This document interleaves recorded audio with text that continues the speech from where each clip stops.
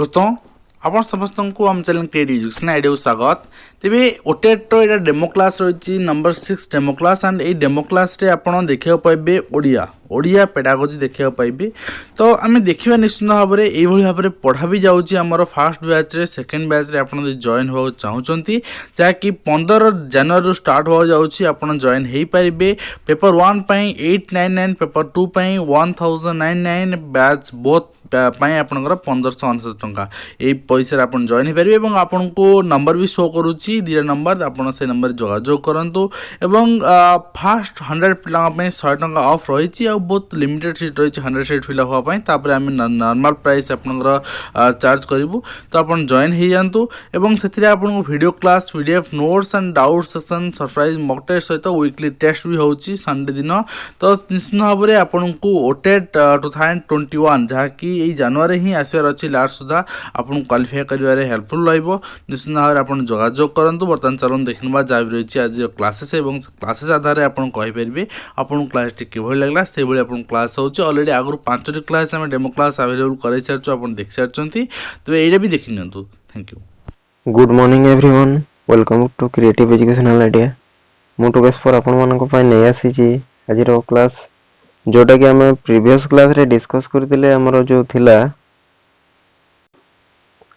Objective of language learning आ हमरो जो importance थिला सेटा हम प्रीवियस क्लास रे डिस्कस करथिले। एवं ए क्लास रे हम डिस्कस करबा basic skills of English language जोटा हमरो बेसिक स्किल्स अछि सेटा हम डिस्कस करबा।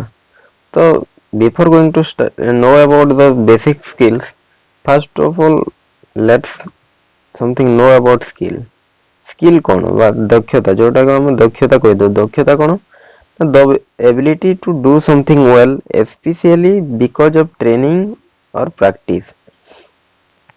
कौन सी भी गोटे काम को हम केते भल परिमाण रे करि पारुचे ता होची हमरो स्किल्स बा दक्षता जहा को हम ओडिया रे दक्षता बोली कही था।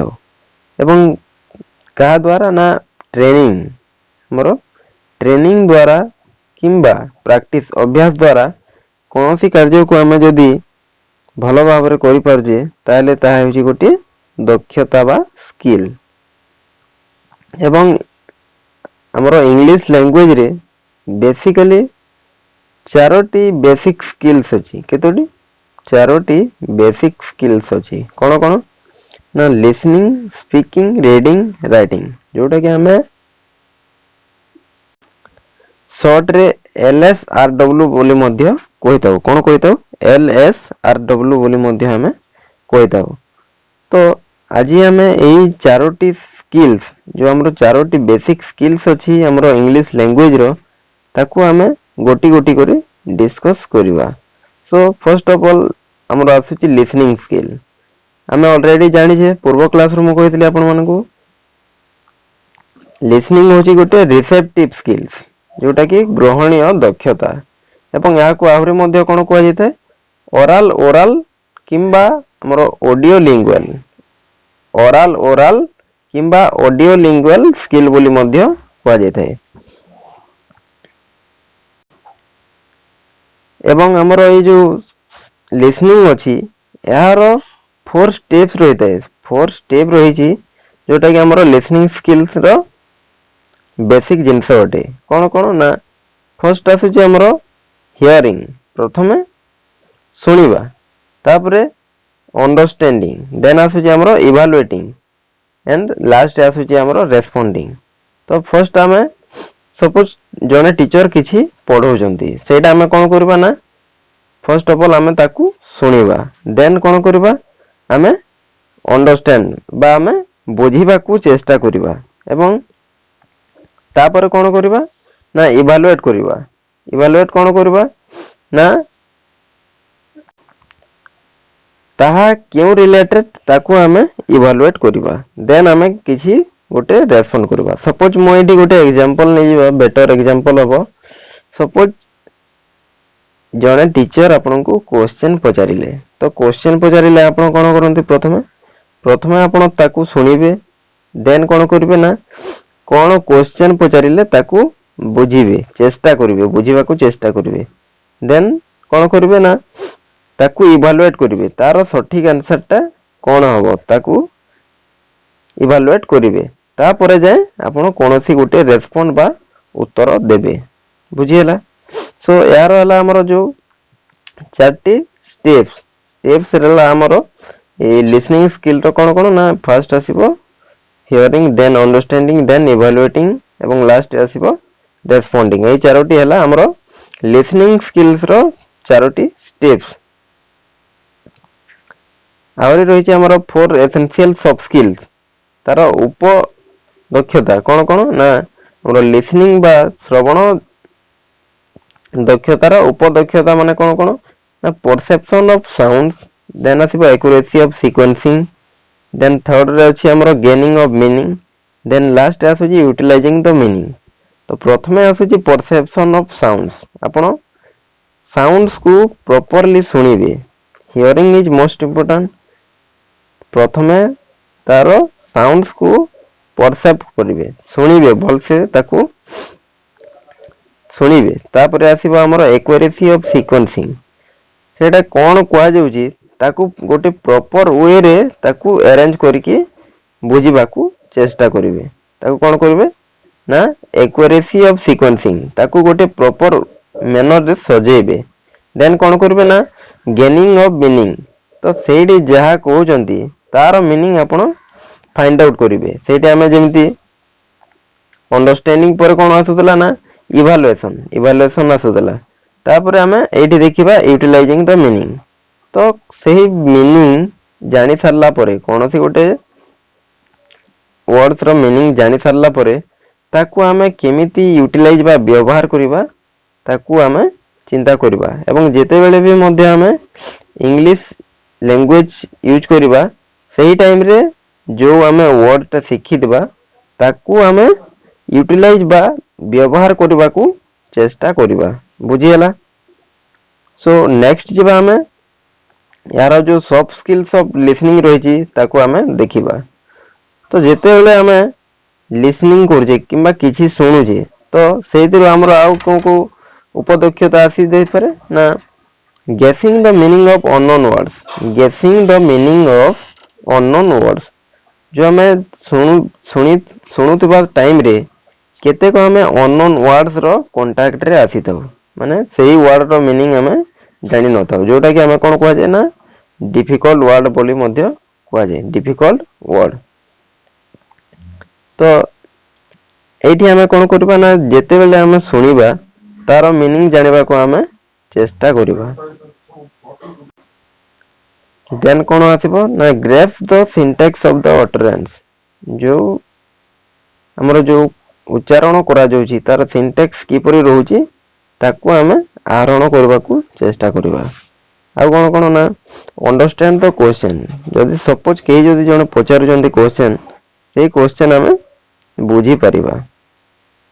नेक्स्ट आसुची रिकॉलिंग द वर्ड मीनिंग हमें जानि छे जे हमें जेतिकी भी वर्ड लर्न करितबा किंबा जानि देबा ठीक लिसनिंग टाइम रे ताकू हमें रिमेंबर करबा रिमाइंड करबा ताकू मने पकाइबा। सो कोन हबो ना हमरो परसेप्शन टा आहुरी मजबूत हबो। आ कोन आसीबो ना identifying the segment the stream of speech into word suppose जने कहूजी सही टाइम रे कोन ना से अनेक गुडे सेंटेंस मध्ये एकाथरे कहि पारे किंबा गोटे सेंटेंस भी कहि पारे किंतु जो सेंटेंस टा कहूजी तार जो पार्ट्स ऑफ स्पीच थाए जो स्ट्रीम ऑफ स्पीच थाए ताकू कोन करबा ना हमें वर्ड रे कोन करबा ना सेपरेट कर देबा अपन ताकू आइडेंटिफाई करबा बुझियला।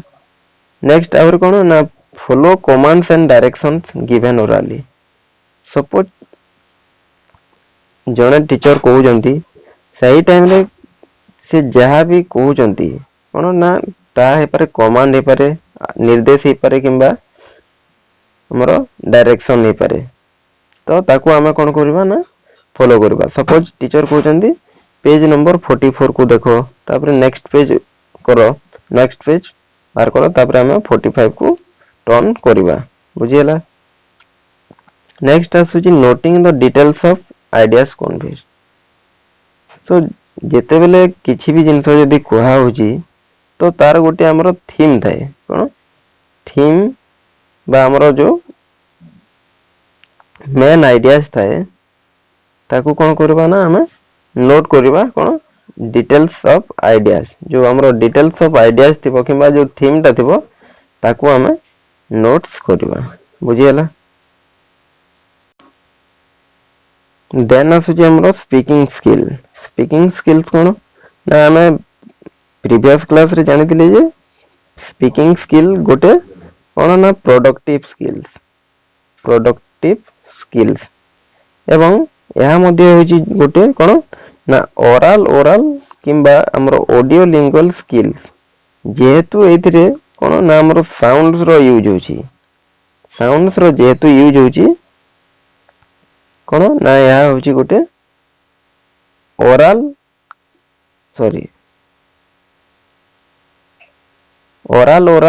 किंबा हमरो जो ऑडियो लिंगुअल स्किल्स। देन आसुची हमरो स्पीकिंग टा कोन ना speaking is an act of making vocal sound speaking टा कोन ना हमरो वोकल साउंड बा बाक ध्वनि हमरो उत्पन्न करबा होची स्पीकिंग बुझियला हमरो जो कथन दक्षता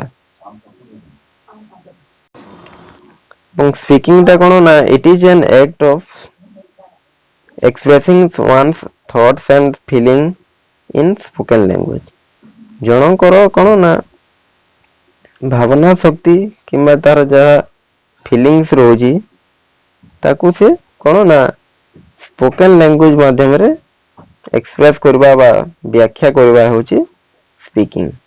देन स्पीकिंग्स रो हमरो इंपोर्टेंस कोन रहउची ना फर्स्ट आसुची हमरो कैरियर एनहांसमेंट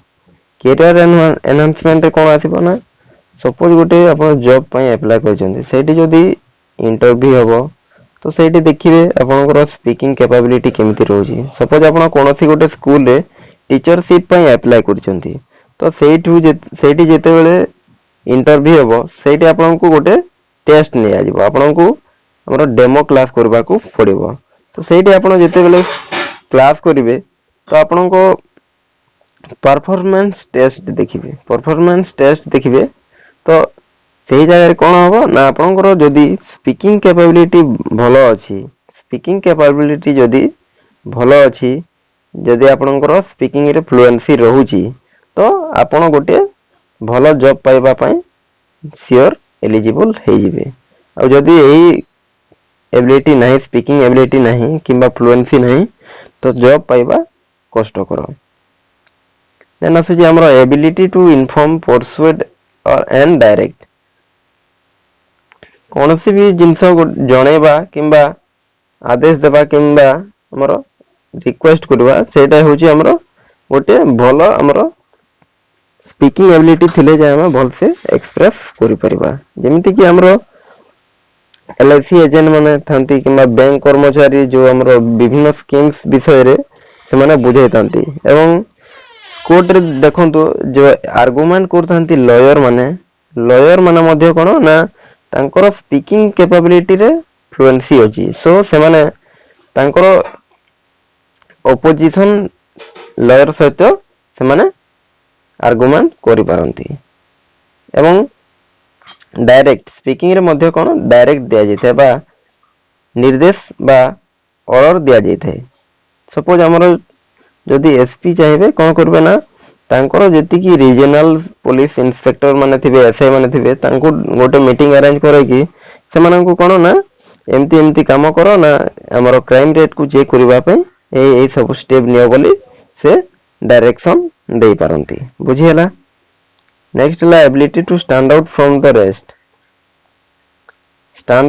द रेस्ट माने कोन ना एठी देखंतु आपण हमें जानी छे छोटो टाइम रो हमकु डराई दिया है जे इंग्लिश गोटे डिफिकल्ट सब्जेक्ट एवं स्पीकिंग रे हमरो एते फ्लुएंसी आसी न थाए एवं जदि आपनकर स्पीकिंग फ्लुएंसी बहुत बढ़िया अछि ताले आपण कोन ना आपनकर जेते भी संग साथी थिबे सेमानकर कोन ना आपण छाटी हिजिबे देखंतु जे माने भल से कहि पारंती नहीं तो तांको गहणरू आपण कोन ना छाटी हे जेबे किंबा आपण बेसी प्रायोरिटी पाइबे।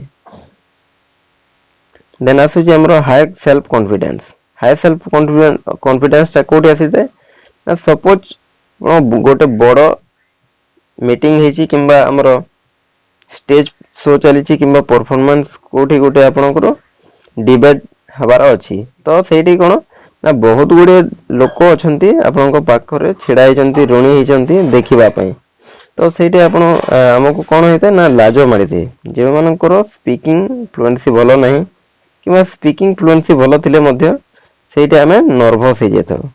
सो जदि स्पीकिंग फ्लुएंसी जदि बढ़िया अछि ताले गोटे हाई सेल्फ कॉन्फिडेंस आसी जाय थे जे ना मोर नर्वस हेबार नाही मु भल से स्पीच दे पारिबी बुझियला। सो एपरि भाबरे हमकु ये हेल्प करता है स्पीकिंग स्किल्स। देन आसुची रीडिंग स्किल्स। रीडिंग स्किल्स ता कोन रीडिंग स्किल्स ता होची गोटे motor graphic skill. Motor graphic skill कोइले कोन ना जोठी हमरो मोटर पार्ट्स यूज हो हमरो बॉडी यूज हो हमरो पार्ट्स ऑफ बॉडी जदी यूज होची सेइतरे सेटा होची हमरो मोटर ग्राफिक स्किल्स एवं एतरे विजुअल मध्य विजन ता मध्य यूज होता है जोटा कि हमरो दृष्टि शक्ति। सो या को हम कोन कहितो ना मोटर ग्राफिक स्किल्स बोली मध्य हमें कहिथाउ। सो रीडिंग ता होची कोन ना रीडिंग होची गोटे मेंटल प्रोसेस जो थिरे कोन हमर एक्वेट word requisition accurate word recognition होता है एवं जोटी हमें गोटे वर्ड को सठिक भाव में चिन्हि पारथौ। देन कोन होता है ना हमें ताकू मने पकई दो एवं ताकू हमें माइंड रे रिकॉल करथौ एवं तार पर्टिकुलर मीनिंग को मध्य हमें कोन करथौ ना मने पकई दो एवं या को कोन करथौ ना एसोसिएट करथौ कोथरे हमर जो पूर्व मीनिंग जो हमें जानि थाउ सेही मीनिंग सहित हमें याकू मिसई थाउ एवं तार मीनिंग आहरण करथाउ। जदि से टिके टिके जदि डिफरेंस अछि हमरो जो न्यू वर्ड रो मीनिंग टिके जदि अलगा बाहरुची तो ताको हमें कोन करथाउ ना सेही मीनिंग को ज्ञान करके हमें आहरण करथाउ। देन हमें ताकू इवैल्यूएट करथाउ। देन सेटा जदि करेक्ट अछि ताको कोन करथाउ ना एक्सेप्ट करथाउ। जदि करेक्ट अछि हमें ताको एक्सेप्ट करथाउ एवं हमरो प्रैक्टिकल एप्लीकेशन पय ताको मध्य हमें अप्लाई बा व्यवहार करथाउ और जदि सेटा जदि ठीक नै ताको हमें रिजेक्ट करथाउ किंबा तारो यूज करि न थाउ बुझियला। देन नेक्स्ट आसुची हमरो इंपोर्टेंस ऑफ रीडिंग स्किल्स। तारो इंपोर्टेंस कोन रही छी ना रीडिंग होची गोटे good source of self education. Suppose आपण जदि निजे बुक्स किनिकी किंबा गाइड किनिकी किंबा कोनोसी मैगजीन किंबा जहाँ भी किछि आपण मटेरियल्स किनिकी जदि आपण पढी पारुचंती ताहा मध्ये होची गोटे सेल्फ डायरेक्टेड एजुकेशन। सेतिरे कारी इंपोर्टेंस रहला ने निजे निजरो पाठ पढिले सो या होची सेल्फ एजुकेशन। हमरो जो रहउची आत्मनिर्भर शिक्षा बा हमरो सेल्फ एजुकेशन तो एतिरे आपण कारी ऊपर मध्ये डिपेंडेबल हेले नाही। नेक्स्ट होची help us in knowing worlds news. हमें विश्वर न्यूज बा खबर टबर जानि परिबा केमति जानि परिबा ना न्यूज पेपर पढी की मैगजीन पढी की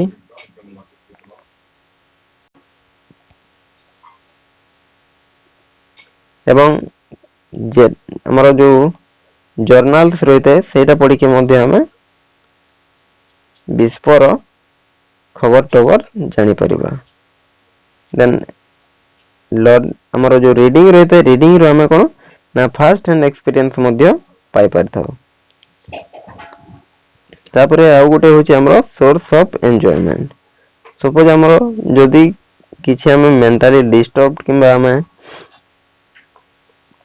कोनोसी हमरो मेंटल टेंशन रे अछु तो ताहले हमें कोन ना रीडिंग कोनोसी गोटे हमरो स्टोरी बुक किंबा हमरो नोवेल हला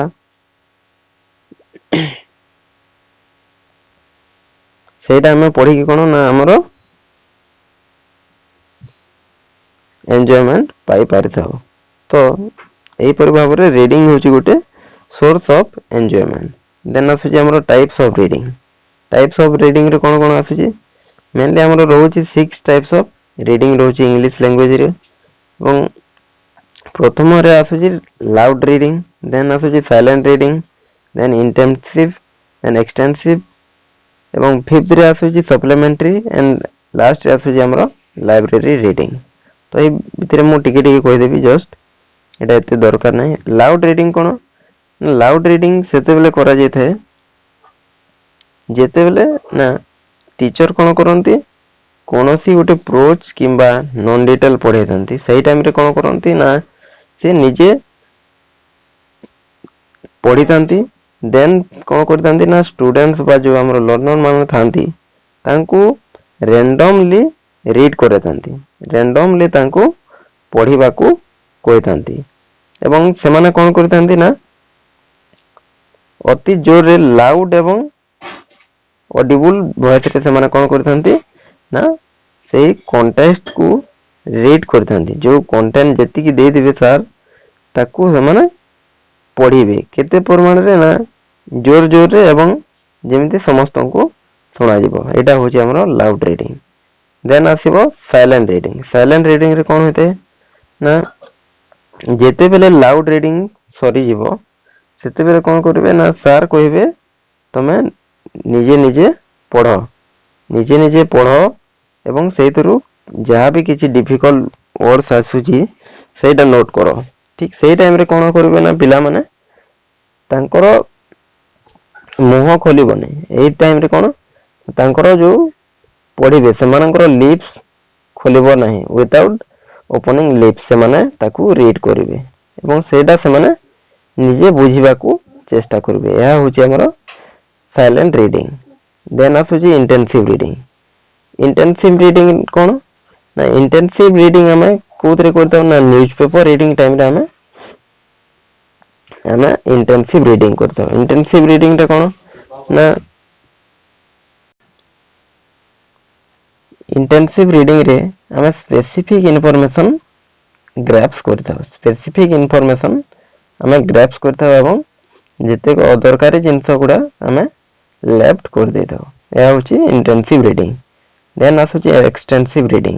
ଏକ୍ସଟେନ୍ସିଭ୍ ରିଡିଂଟା କଣ ନା ଆମେ ଯେତେବେଳେ କୌଣସି ଚ୍ୟାପ୍ଟର ପଢିଥାଉ ଆମେ ସେଇଥିରେ କଣ ନା ଡିଟେଲ୍ସ ଆମେ ଷ୍ଟଡି କରିଥାଉ, ଡିପଲି ଷ୍ଟଡି କରିଥାଉ।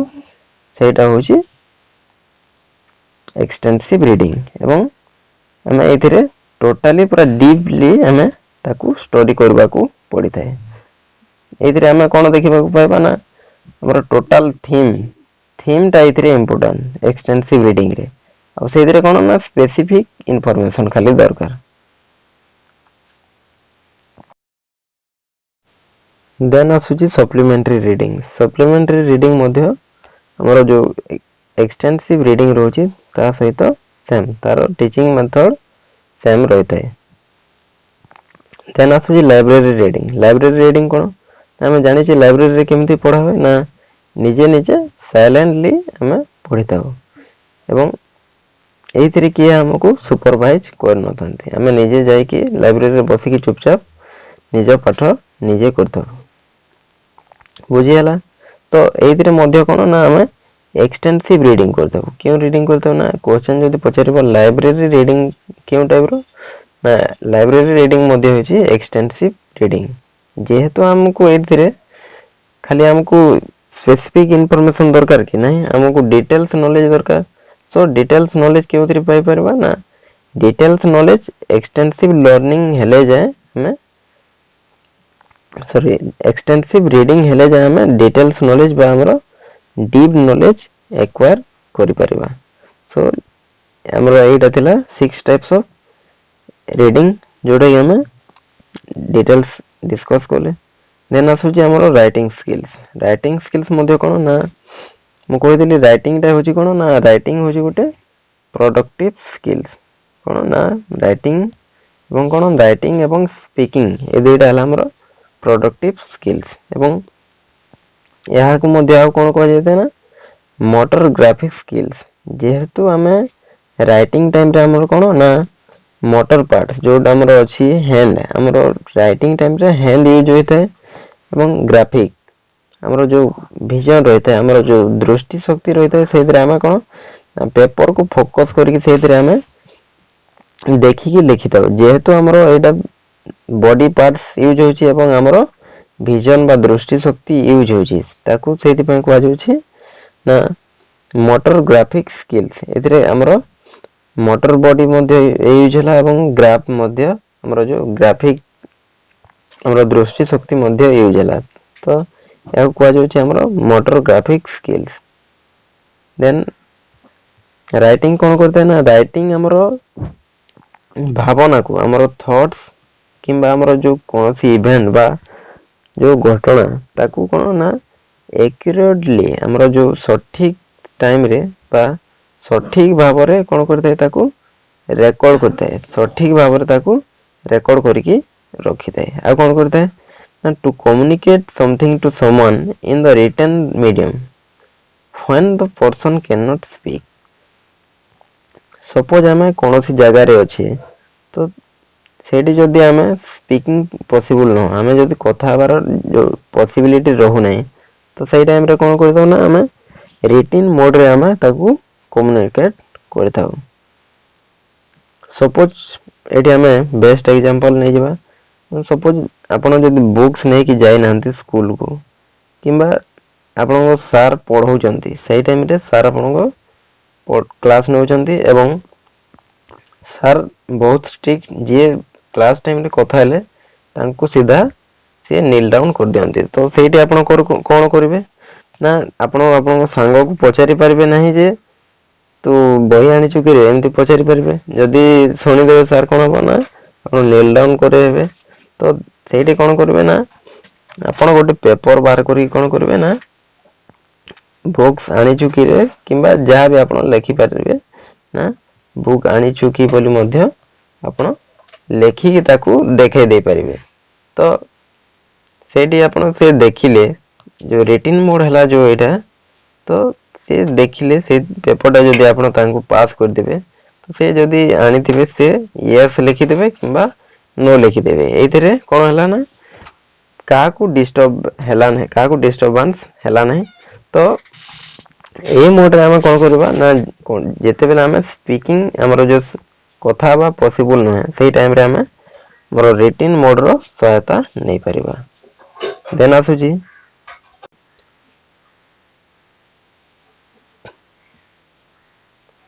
to keep a record of one's own treasures of mental process। that is ଆମର ତାହା ହେଇପାରେ, ସପୋଜ ଆମର ଡାଏରୀ ହେଇପାରେ କିମ୍ବା ରେକର୍ଡ ହେଇପାରେ କିମ୍ବା ଆମର ରିପୋର୍ଟ ହେଇପାରେ। ଆମର ଯୋଉ ଡାଏରୀ ଲେଖିବା ଏବଂ କୌଣସି ରେକର୍ଡ, କୌଣସି ଜିନିଷର ଯଦି ଆମର ଲିଷ୍ଟ କରୁଛେ କିମ୍ବା କୌଣସି ଜିନିଷ ଯଦି ରିପୋର୍ଟ ବନାଉଛି, ତାହା ମଧ୍ୟ ହେଉଛି ଗୋଟେ ଆମର one's own treasures of mental process. ଏବଂ ସେଇଥିରେ କ'ଣ ହୋଇଥାଏ ନା ଆମେ ରିଟିନ୍ ମୋଡରେ ତାକୁ ସବୁ ଲେଖିକି ରଖିଥାଉ। ଏବଂ ରିଟିନ୍ ମୋଡଟା କ'ଣ ହୋଇଥାଏ ନା ଲଙ୍ଗ ଲାଷ୍ଟିଂ ହୋଇଥାଏ। ଯୋଉ ଯେତେବେଳେ ଚାହିଁଲେ ଆମେ ତାକୁ ଦେଖିପାରିବା ନା କ'ଣ ମୁଁ କରିଥିଲି, ନା ଯାହା ବି କିଛି ଆମର ଯୋଉ ରିପୋର୍ଟ, କୌଣସି ରିପୋର୍ଟ ତିଆରି କରାଯାଇଥିବ ତାହା ଆମେ ଦେଖିକି ଜାଣିପାରିବା। ଦେନ୍ ଆସୁଛି ଆମର ଇଣ୍ଟରଡିପେଣ୍ଡେନ୍ସ ଅଫ୍ ସ୍କିଲ୍ସ। ଆମର ଯୋଉ ସ୍କିଲ୍ସ ଗୁଡା ରହିଛି, ଯୋଉ ଆମର 4 ବେସିକ ସ୍କିଲ୍ସ ରହିଲା, ଆମର ଲିସନିଂ, ସ୍ପିକିଂ, ରିଡିଂ, ରାଇଟିଂ, ଏ ଯୋଉ 4 ବେସିକ ସ୍କିଲ୍ସ ରହିଲା, ତାର ଇଣ୍ଟରଡିପେଣ୍ଡେନ୍ସ କ'ଣ ନା ଫର୍ଷ୍ଟ ଆସୁଛି ଆମର writing will not be well without proper listening. Suppose ଆମେ ରାଇଟିଂ ଆମର ସେତେବେଳେ ଭଲ ହବ ଯେତେବେଳେ ଆମେ କୌଣସି ଜିନିଷ ପ୍ରପରଲି ଆମେ ଶୁଣିଛେ। ଆମର ଲିସନିଂ ଯଦି 100% ପ୍ରପର ଅଛି, ତାହେଲେ ଆମର ରାଇଟିଂ ଲେଖିଲା ଟାଇମରେ ଆମର କୌଣସି ମିଷ୍ଟେକ୍ ହେବ ନାହିଁ। ତ ଲିସନିଂ ଟାଇମରେ କ'ଣ ହୋଇଥାଏ ନା ସପୋଜ ସାର୍ ଯଦି କୌଣସି ୱାର୍ଡ ଡିକ୍ଟେଟ୍ କରିଥାନ୍ତି, ସେଇ ପ୍ରୋନାଉନ୍ସିଏସନକୁ ଆପଣ ଯଦି ମନେ ରଖିଦେଇଥିବେ, ତ ଆମେ ଯେତେବେଳେ ରାଇଟିଂ ଆମର ଯୋଉ ଲେଖିବା, ସେଇ ୱାର୍ଡଟା ଯଦି ଲେଖିବା, ସେଇଥିରେ ଆମର ମିଷ୍ଟେକ୍ ରହିବ ନାହିଁ। देन आसुची हमरो speaking is also interconnected with listening. Suppose आपण कोनोसी जिंस कहउचंती तो आपण जहा भी किछि कहिबे, सपोज आपण जदि किछि सुनि नांती तो आपण केमिति रेस्पोंड करिवे किंबा केमिति इवैल्यूएट करके कहिबे। जदि आपण जिंस सपोज आपनको सार जदि क्वेश्चन पचारिले, जदि आपण क्वेश्चन टा भल से सुनि नांती, क्वेश्चन टा जदि आपण भल से सुनि नांती तो आपण जेते बेले रेस्पोंड करिवे बा रिप्लाई देबे तो सेही टाइम रे कोन होबो ना मिसमैच हेबो किंबा आपनकर रॉन्ग प्रोड्यूस हेबो, हमरो एरर हेबो। से जदि आपण भल से सुनि जंती तो सेही टाइम रे आपण कोन ना भल से रेस्पोंड करि पारबे किंबा आपण भल से रिप्लाई देई पारबे। नेक्स्ट होची reading also partially dependable on listening. एठी रीडिंग केमिति लिसनिंग सहित डिपेंडेबल होते, लिसनिंग ऊपर डिपेंडेबल केमिति रहते ना, सपोज आमे जेते बेले लाउड रीडिंग करता, सार जेते बेले लाउड रीडिंग करथांती सही टाइम रे जदि आमे भलो भाबरे सेही वर्ड टाकू देखि ना, सपोज सार जेते बेले लाउड रीडिंग करांती, लाउड रीडिंग करेबा समय रे से जो डिफिकल्ट बा अननोन वर्ड गुडी को थाए ताकू कोन करथांती ना से रिपीट करथांती। डिफिकल्ट बा जो हमरो अननोन वर्ड्स गुडे थाए ताकू रिपीट मध्य करथांती। सही टाइम रे आमे कोन ना हमरो प्रोनाउंसिएशन को ध्यान देबार अछि, केमिति सार प्रोनाउंस करजंती बा तारो केमिति उच्चारण करजंती सेटा को हमें ध्यान देबार अछि। सही टाइम रे जदि हमें भलो भाबरे सुनि जे ताले हमें रीडिंग टाइम रे ता हमरो कोन ना साइलेंट रीडिंग करबा टाइम रे हमकु सहायक होइताय एवं सही टाइम रे हमकु ए लिसनिंग जो करिथाउ तारो हमरो बेनिफिट्स मिलिथाय। नेक्स्ट आसुची हमरो proper listening will be helpful for the rest 3 basic skills. Listening जदि हमरो भलो थिबो तो हमकु जो तीनोटी रेस्ट रहिला कोन कोन ना reading, writing and speaking. Reading it रहिला रीडिंग, राइटिंग एंड स्पीकिंग, एही तीनोटी जिंस रे किछि भी एरर्स रहबो नाही एवं हमरो लिसनिंग ऊपर समस्ते डिपेंडेबल एवं each and every skills are inter related with each other, एमाने समस्ते समस्तଙ୍କ सहित जड़ित। तो या थिला हमरो क्लास जोथरे हम डिस्कस करले हमरो 4 बेसिक स्किल्स ऑफ लैंग्वेज एवं तार इंटरडिपेंडेंस। तो आशा करे this video will be helpful for you. Thank you very much.